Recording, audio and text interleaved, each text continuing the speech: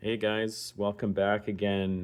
We're finally at week 10 of the Fluval C 13.5 gallon series.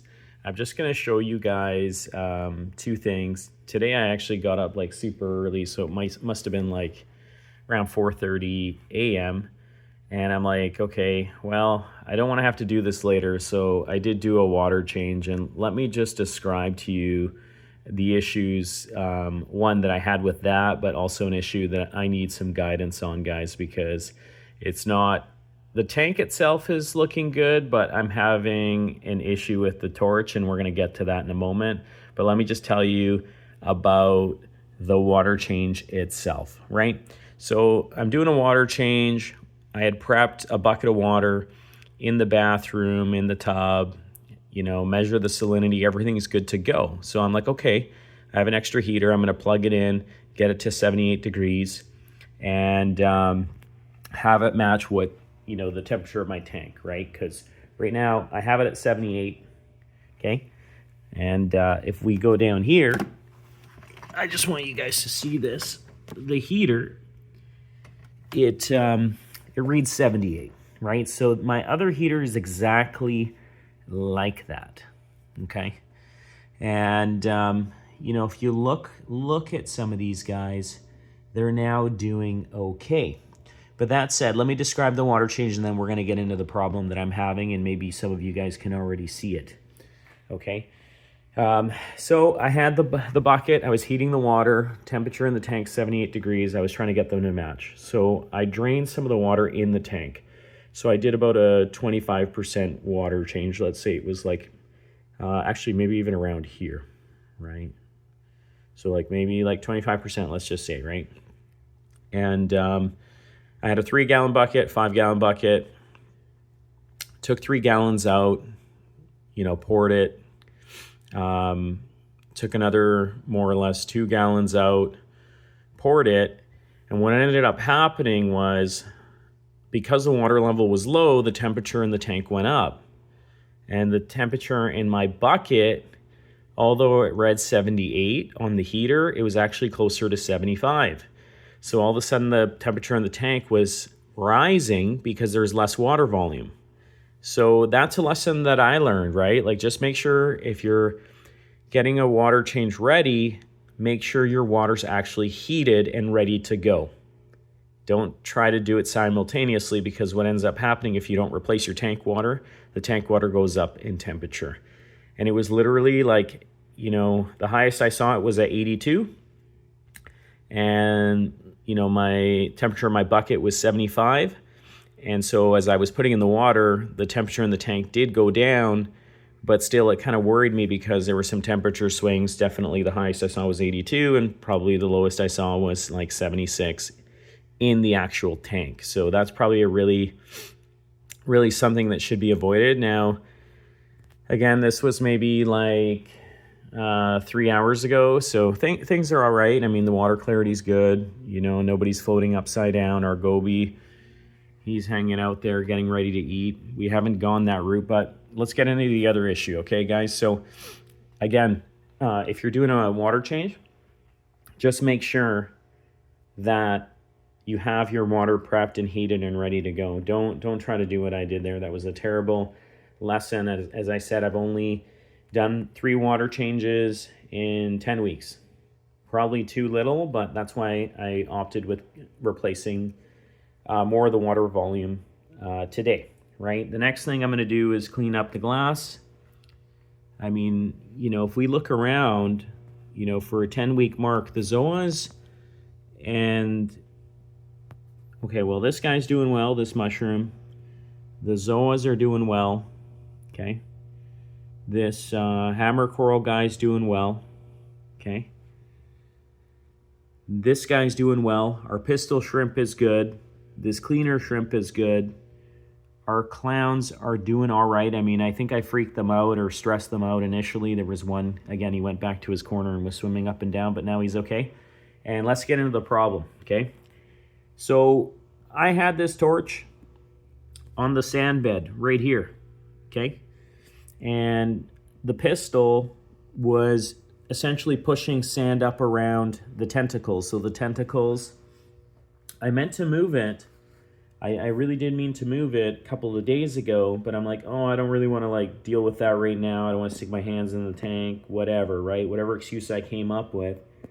And ultimately, I don't believe it's rotting. I think this is flesh damage from the sand itself, and you guys can correct me if I'm wrong, right? So let me turn on the light and see if you can tell, because I don't see any gooey stuff, right? If it was gooey stuff, my understanding it would be like bacteria, but I think this is flesh damage, and you can actually see some of it floating around in the tank right now. And my understanding is this can occur for two reasons, okay? One is sand, the pistol shrimp dragging it around, the tentacles are swinging and hitting the sand. The other thing is, again, if it were viral, it would show sludge. And then the third thing can be lighting. Okay, the fourth thing can be water parameters. So the water parameters weren't ideal at that time, which is possible. And then too much fan speed. So I relocated it again from the bottom left near that candy coral up into this area here for now. And that might even be too much direct flow, but our guy on the bottom, that other torch, is doing pretty well, right? So I'm thinking today I'm going to get a rack for the coral because, again, even though the torch on the bottom right is doing well, this guy right down here, you know, I also don't want the tentacles to be damaged by the sand should the pistol decide to, you know, redesign his scape and his cave system. So that's essentially what I'm dealing with now. For me, as I said, for the neon torch, I paid about, let's say, 85 Canadian dollars all in after tax. So it's around, you know, 65 USD. I don't really want to lose that one. I mean, it's such a cool coral. And, you know, for now, I'm going to continue to monitor. I was wanting to add maybe a Duncan in the tank, and I understand that's like a soft coral that's easier to keep. And folks are recommending that. So it's something I might do, but I might put it on the frag rack. I'm looking at a magnetic frag rack at the local aquarium shop. And one thing my buddy pointed out, and you guys can tell me, do you use magnetic frag racks or do you use ones with the suction cups? Because he's suggesting that the metallic frag racks, you have to think that the metals eventually can leach into the water. So he was saying, well, it's actually safer to use rubberized or plastic frag racks. But then in the back of my mind, just as I was alerted, you know, in a forum, sometimes the suction cups on heaters can wear away because of salt erosion or heat in the tank, depending on the type of heater that you're using. So it makes you think, like, if I buy an inexpensive frag rack, let's say from, you know, online, to save a few bucks, like, how do I even know that it's not going to leach into the water, right? So again, guys, I don't know that if I should be doing anything in particular here with this. Do I need to use any particular additive to treat this coral or this torch, or do I just because my understanding is that it won't grow back, so I'm just trying to hang on to what's left at this point, and this is what's left. I mean, I'll see if I can zoom in a little bit more, guys, but it might not be the best.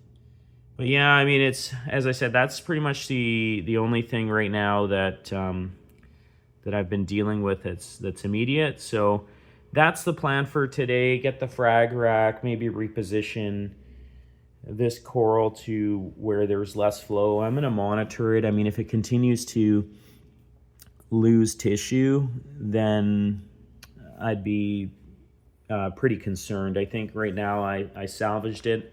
I'm not sure whether I caused more damage by moving it. It seemed to have more tissue when it was on the bottom, but it was like really starting to become very buried under the sand. So lesson learned. I don't want it to be an expensive one. I'm really hoping that we can salvage this guy, but I mean, that's part of learning, guys. You know, I mean, I don't want you to learn that lesson. So if you can learn anything from my experience here is, one, with the water changes, preheat your water, make sure it's at the temperature you want it. Get the water change done in quickly so you don't cause stress for your livestock and your coral. And then in addition to that, if you're gonna have coral on the sand bed, you know, just be aware that depending on the type of coral, you know, you may cause damage to the tissues, so like I did. So it might be worth it to get a frag rack and elevate your coral. At any rate, guys, if you're not subscribed, please consider subscribing. And again, thanks for watching, and any comments or guidance in terms of how to handle and help this torch along that's had some damage is appreciated. Thanks so much, guys, and have a great day.